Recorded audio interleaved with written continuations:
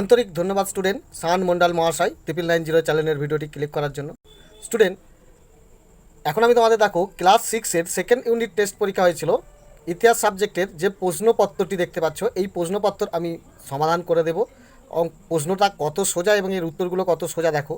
তো এখানে তুমি কিছু উত্তর লেখা দেখতে পাচ্ছ, তার কারণ হচ্ছে ভিডিওটা তৈরি করেও ভুলবশত আমি ডিলিট করে ফেলেছি। তো আবার এই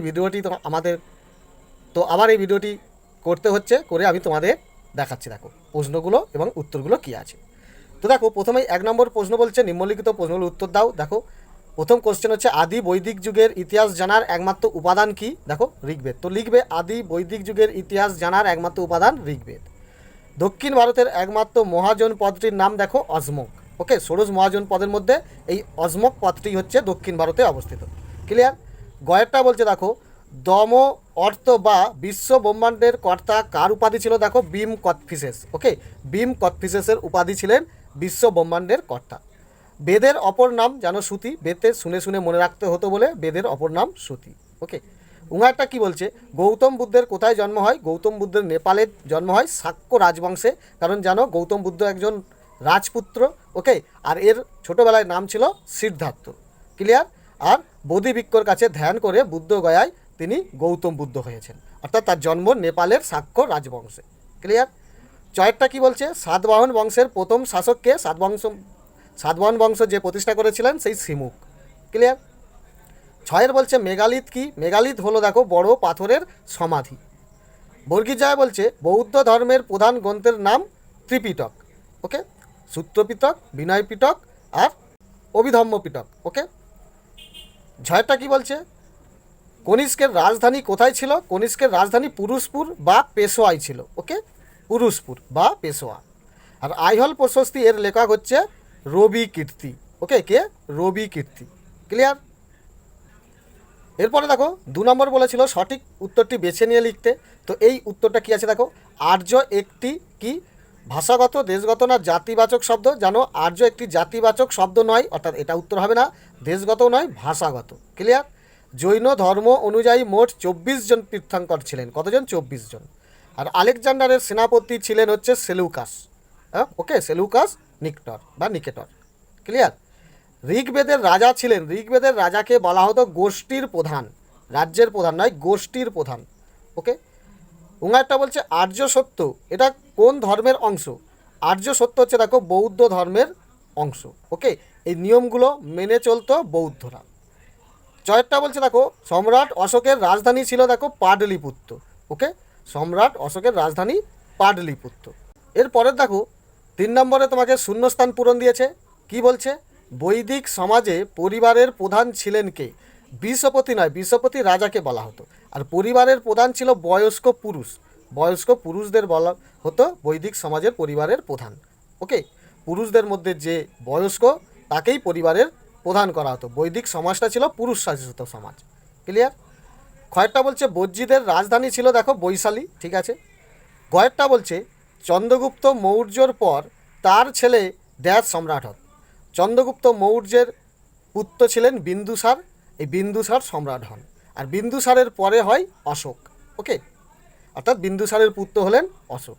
অর্থাৎ অশোকের দাদু হলেন দেখো তাহলে চন্দ্রগুপ্ত মৌর্য, যিনি মগধের ধননন্দকে পরাজিত করে গুপ্ত বংশ প্রতিষ্ঠা করেছিল। ওকে, তো চলো এবারে ঘয়েরটা বলছে পার্শ্বনাথ জৈন ধর্মাবলম্বীদের যে 4টি নীতি মেনে চলার কথা বলেন সেগুলিকে বলা হতো চতুর্জাম্বত। কি দেখো? চতুর্জাম্বত। ক্লিয়ার? এরপরে দেখো উঙারটা কি দিয়েছে? ড্যাশ শিলালেখ থেকে গৌতমীপুত্র সাতকর্ণীর বিষয়ে জানা যায়। তুমি নিশ্চয়ই জানো নাসিক শিলালেখ থেকে। ওকে, এটাও সোজা। এরপরে দেখো 4 নম্বর দাগে তোমাকে ক স্তম্ভের সঙ্গে খ স্তম্ভ মিলাতে বলেছে। এটাও দেখো, এটা তো বুঝতেই পারছো ভিডিওটা তৈরি করেও ভুলবশত ডিলিট করে ফেলেছি। তো আবার আমাকে ভিডিওটা শ্যুট করতে হচ্ছে।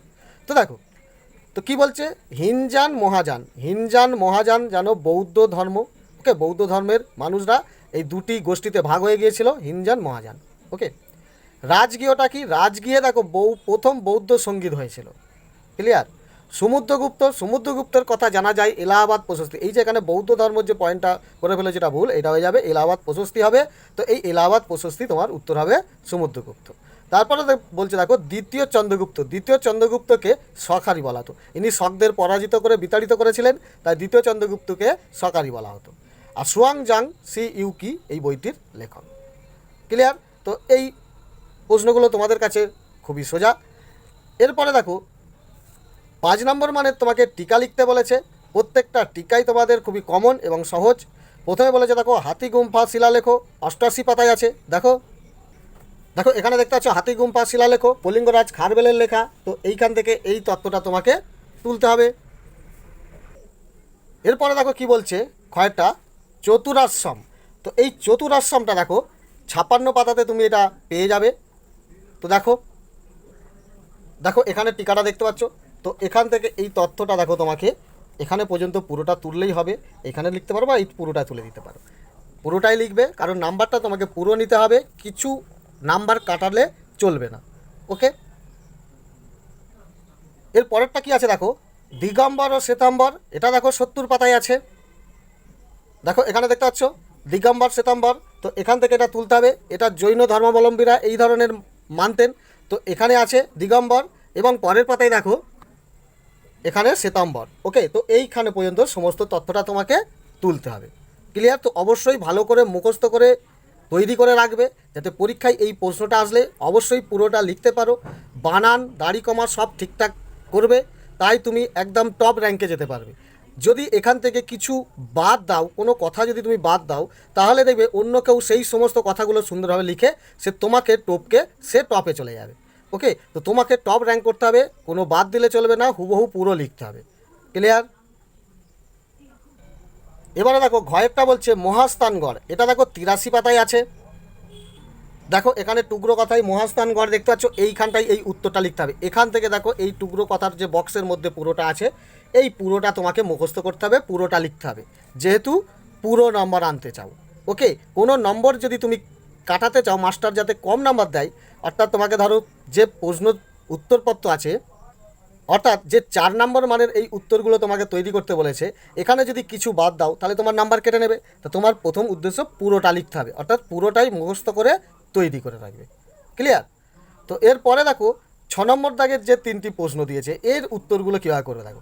বৈদিক সভ্যতার অর্থনীতি সম্পর্কে যা জানো লেখো। এটা তোমাদের একটু জড়িয়ে উত্তরটা অবশ্যই আছে। তো যাদের কাছে মানে বই এবং সহায়িকা বই আছে তারা তো অবশ্যই সুন্দরভাবে করতে পারবে।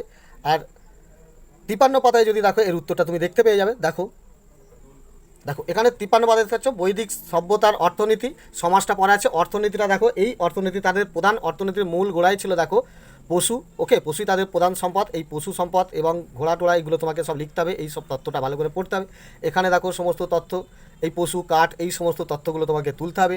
পরের পাতাতেও দেখো এখানে দেখো নদীর, গঙ্গা নদীর দোয়াব অঞ্চলে যে চাষবাস হতো, এটাও অর্থনীতিতে তার উন্নতি করতো।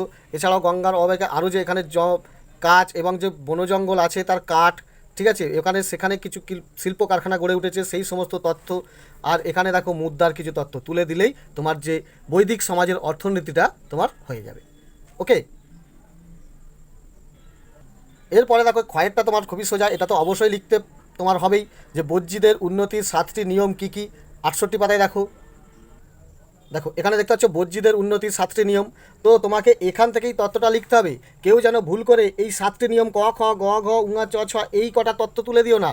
ওকে, এই কটা তত্ত্ব তুলে দিলে আর উপরে তত্ত্বটা তুললে না, তাহলে তোমার নাম্বার কম দেবে, নাম্বার কম দেবেই, কেটে নেবে। এই 7টি যেমন তোমার নিয়ম তোমাকে লিখতেই হবে, এবং তার সঙ্গে এই গৌতম বুদ্ধ যে বজ্রীদের এই 7টি নিয়ম কেন মেনে চলতে হতো, কী কারণে মেনে চলতে হতো, তাদের মেনে চলার মেন উদ্দেশ্যটা কী ছিল, এখানে সমস্ত তথ্যটা তুলেছে। অর্থাৎ এইটা তোমাকে লিখতে হবে এবং 7টি নিয়ম লিখতে হবে, তাই তুমি কমপ্লিট উত্তর লিখতে পারবে এবং পুরো নাম্বারটাই তাই তুমি পাবে। আর এই কটা শুধু লিখে দিলে কম নম্বর দেওয়া হবে। ওকে, এরপরে দেখো লাস্ট কোশ্চেন, অশোকের ধম্মনীতি আলোচনা করো। এটা দেখো 85 পাতায় আছে, পেয়ে যাবে। দেখো এখানে অশোকের ধম্ম, এটাও তোমার সোজা প্রশ্ন। তো এইটা থেকে এখানে পর্যন্ত পুরো তুলে দিতে পারলেই তোমার হয়ে যাবে। এখানেও তুমি কিছু বাদ দেবে না, পুরোটাই লিখবে। অর্থাৎ এখানে যে 3টি কোশ্চেন আছে তার মধ্যে এই অশোকের ধম্ম আর বজ্রীদের যে 7টি নিয়ম, এই দুটো তত্ত্ব পরিষ্কার তোলা আছে, এর দুটো তুললেই তোমার কমপ্লিট হয়ে যাবে। ওকে, তো আশা করি এই প্রশ্নগুলি তোমাদের কাছে খুবই সহজ মনে হয়েছে, তোমরা অবশ্যই তৈরি হয়ে আছো দ্বিতীয় পরীক্ষা দিতে, তোমাদের কোনো অসুবিধা নেই। তো ভিডিও ভালো লাগলে অবশ্যই একটা লাইক করে দিও, আর চ্যানেলে এই ধরনের আরও ভিডিও পাওয়ার জন্য অবশ্যই সাবস্ক্রাইব বাটনটি ক্লিক করে বেল আইকনটি ক্লিক করে রাখবে। ওকে, ধন্যবাদ।